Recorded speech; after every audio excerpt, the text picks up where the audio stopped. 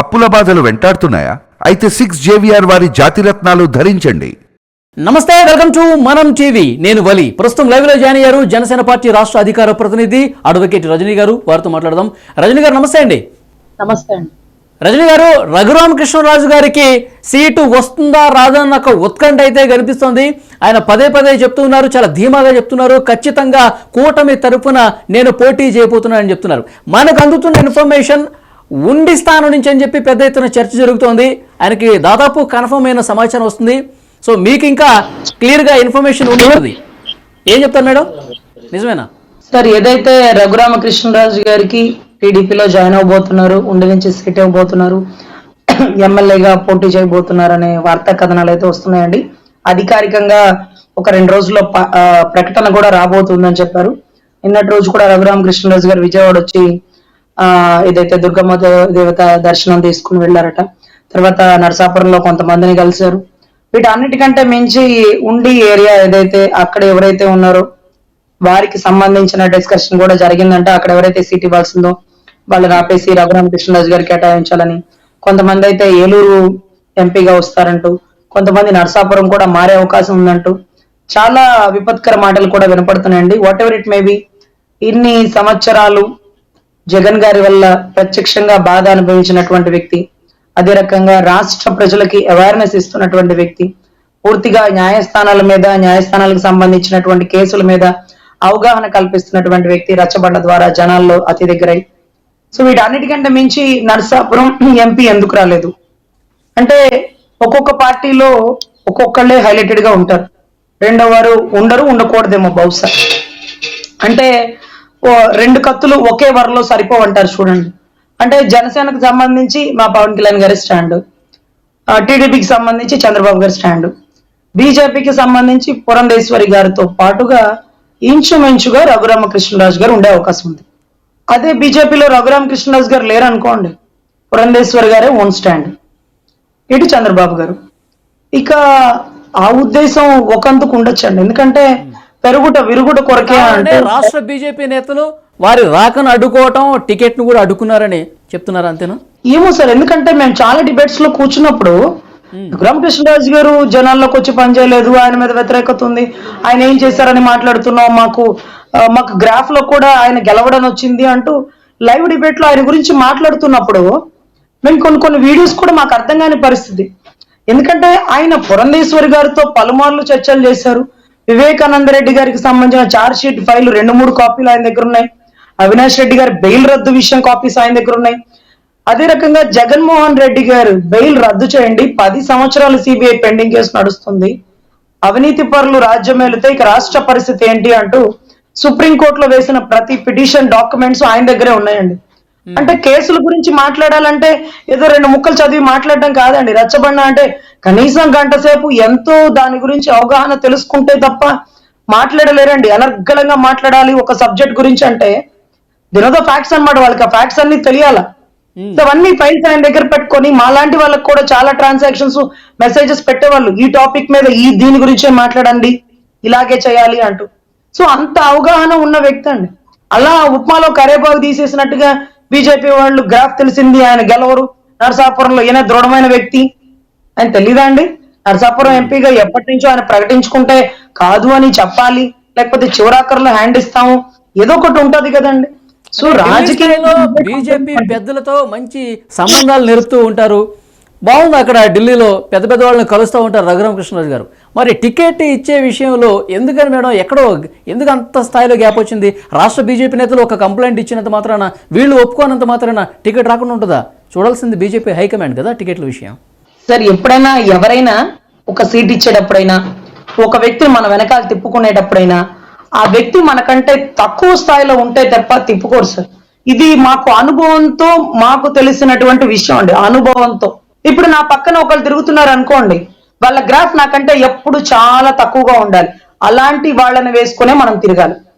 మన పక్కన వచ్చిన వాళ్ళు మనకంటే ఎక్కువ స్థాయిలో ఉండి వచ్చేపోయే వాళ్ళు వాళ్ళతో సెల్ఫీలు దిగుతుంటే ఇక అసలోడి పరిస్థితి ఏంటండి? సో ఇక్కడ నాకు అర్థమైంది ఏంటంటే, ఎక్కువ పెరిగితే ఇలాగే విరక్కొడతారేమో. ఆయన స్థాయి ఆల్మోస్ట్ సీఎం రేస్ లో ఉంటే కూడా 2, 3, 4 గ్రేస్ లో కూడా ఉన్న పరిస్థితి. సో జనాల్లో అంత ఇంట్రెస్ట్ అనేది ఆయన గురించి ఎక్కువ కలిగింది. ఎందుకంటే ప్రత్యక్షంగా బాధపడిన వ్యక్తి, కాళ్ళ మీద దెబ్బలు తిన్నాడు, గట్టిగా మాట్లాడాడు, ఆయన్ని చంపే ప్రయత్నం చేశారు. అంటే పళ్ళున్న చెట్టుకే రాళ్ళేస్తారు కానీ పనికిమాలిన చెట్టుకి వేయరు కదండి. ఆయనకే ఎందుకు అన్ని దెబ్బలు పడినాయి అంటే ఏదో ఉంది అక్కడ, ఏదో ఉంది. ఆయన జనాలను అవేర్నెస్ చేయగలుగుతాడు, ఆయన మాటలు వినగలుగుతారు. సో ఇటువంటి అప్పుడు ఆయన ఒక గొప్ప స్థాయిలో కూర్చోబెడితే ఆయన వాళ్ళకి మించిన స్థాయికి వెళ్ళిపోయే అవకాశాలు ఎక్కువ ఉంటాయి. సో అందుకని ఈ పార్టీ కాదు ఏ పార్టీ అయినా కొంచెం తగ్గే పెడుతుందండి. ఎవరు వారి స్థాయి కల్పించడానికి ఎవరికి యాక్సెప్ట్ చేయరండి. సో మీరు చూసుంటే 6 ఏళ్ళు 7 ఏళ్ళు ఒకళ్ళే ఎమ్మెల్యేగా అవుతున్నారు కానీ వెనకాల ఉన్న వాళ్ళని వాళ్ళ స్థాయిలో ఎమ్మెల్యేగా కూర్చోబెట్టాలని ఎవరైనా అనుకుంటారా? ఒకళ్ళ లేడీ కోటాలో సీట్ వచ్చింది అనుకోండి, అప్పుడు కూడా వాళ్ళ భార్యనో వాళ్ళ అమ్మగారినో తీసి నుంచో పెడతారు కానీ అవకాశాలు ఎవరికి ఎప్పుడు ఇవ్వరు. అది మేము జనాల్లోకి వెళ్తున్నాం కాబట్టి జనాల నుంచి మాకు వస్తున్న స్పందన 100 రెట్లు బాగుందండి.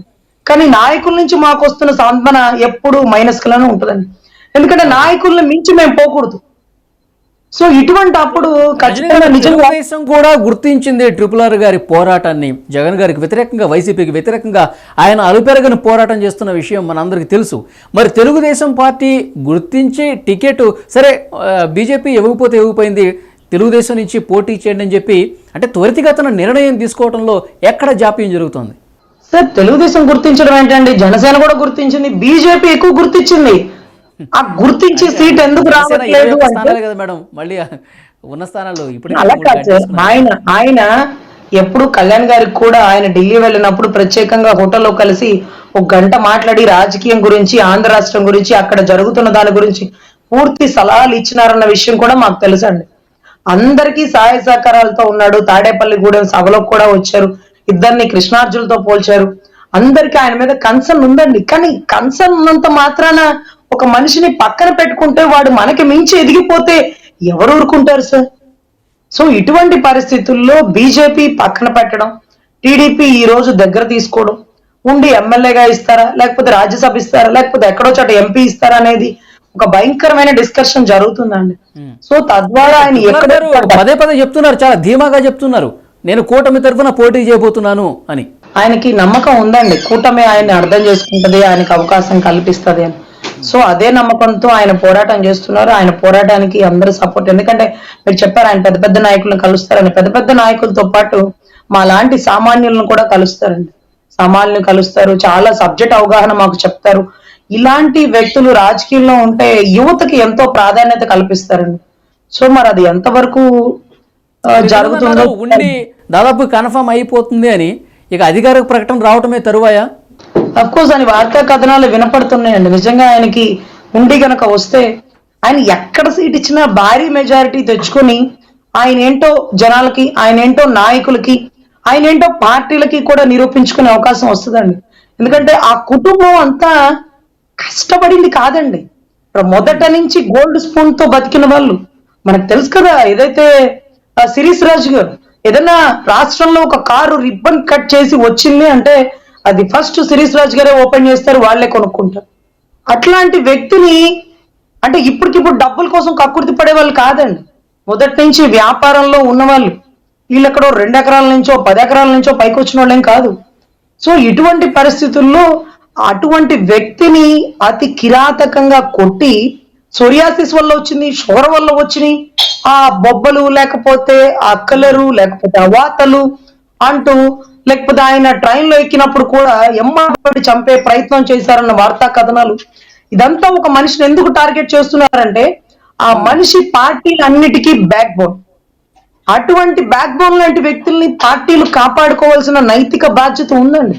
RRR గారు ఒక వారం క్రితం అనుకుంటాను సోషల్ మీడియా వేదికగా కామెంట్లు కూడా చేశారు, RRR గారికి అసెంబ్లీ స్థానం కేటాయించాలి తెలుగుదేశం పార్టీ, అధికారంలోకి రాగానే హోంమంత్రిగా కూడా చేయాలి, అప్పుడు అసలు కథ స్టార్ట్ అవుతుంది అని చెప్పేసి ఆయన అభిమానించే వాళ్ళు పోస్టులు పెట్టిన విషయం కూడా మనకు తెలిసిందే. ఎగ్జాక్ట్లీ అండి, ఎగ్జాక్ట్లీ. ఆయన ఎప్పుడైతే నిజంగా ఎమ్మెల్యే అవుతారో, ఆయన హోమ్ మినిస్టర్ అయ్యారనుకోండి, అర్ధరాత్రి గోడలు దూకిన సిఐడి వాళ్ళు, వారెంట్ లేకుండా తెలంగాణకు వచ్చి ఎత్తుకుపోయి అరెస్ట్ చేసినటువంటి వార్తా కథనాలు, లేకపోతే ఈ రోజు చెంచాగిరి చేస్తున్న ప్రతి ఒక్క పోలీస్ ఆఫీసర్లకి 1, 2, 3 అని పరిగెట్టిచ్చేస్తారండి. సో ఎనీవే ఏది జరిగినా మన మంచి కోసమే. ఓకే. ఆయన అసెంబ్లీలో ఉండి రాష్ట్ర ప్రజలకి దగ్గరగా ఉండాలని బహుశా భగవంతుడు భావించాడేమో. ఎక్కడో దూరంగా పార్లమెంట్ లో ఉండకూడదు, మీరు ఎక్కడ పడ్డారో అక్కడే నిలబడాలని అవకాశం వస్తుందేమో. అసెంబ్లీలో అధ్యక్ష అంటూ ఒక మంచి స్థాయిలో కూర్చుంటారేమో. ఓకే. ఆ నరసాపురం ప్రజలకి ఉండి ప్రజలకి అందుబాటులో అన్ని విషయాల్లో తోడుగా నిలబడతాడని భగవంతుడు కోరుకున్నాడేమో. Whatever it may be, మంచి జరగాలి, ఆయనకి మంచి స్థానంలో మంచి స్థాయిలో నిలబడాలని కోరుకుంటున్నామండి. చూద్దాం మేడం ఏం జరుగుతుందో. Thank you very much Rajani garu. నమస్తే.